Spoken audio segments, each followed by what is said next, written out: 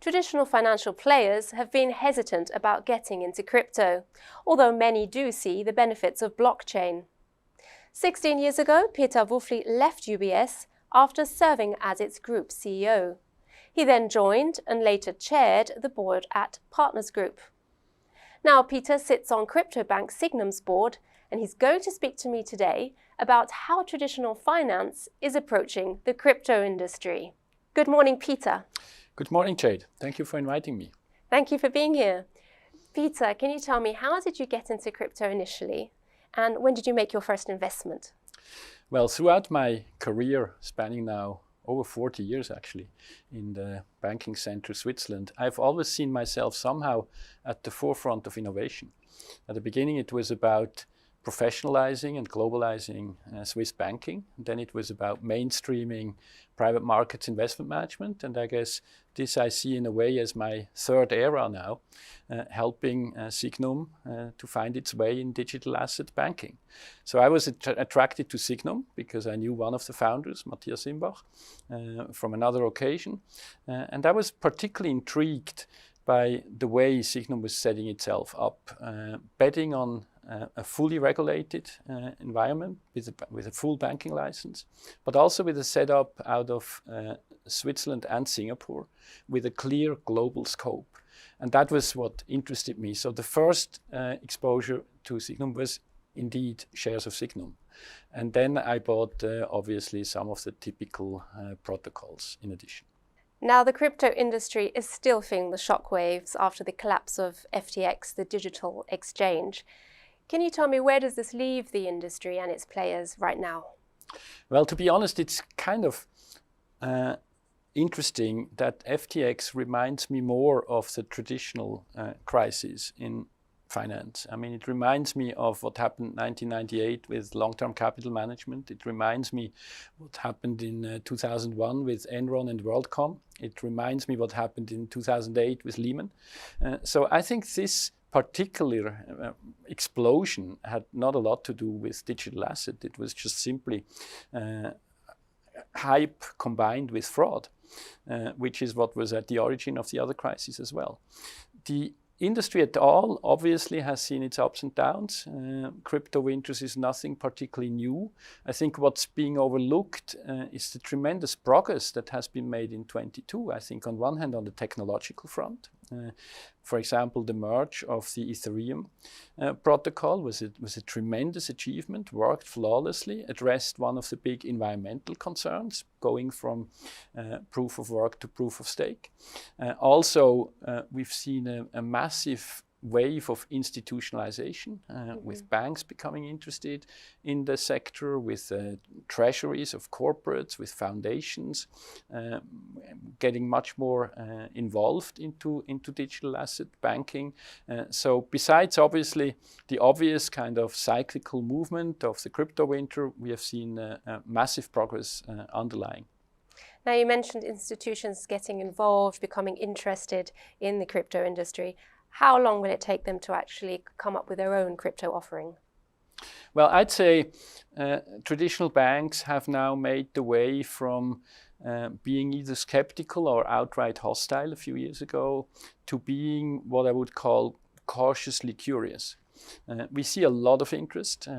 Signum is partnering with now 17 banks in Switzerland, but also institutions abroad. We have a long pipeline of banks we have talks with who all want to learn about it. They obviously have defensive reasons. They have clients who actually expect service in the digital asset space and are not seeing themselves in a position to serve them. Some also look at it proactively. They want to use these capabilities to actually attract clients that they cannot attract now.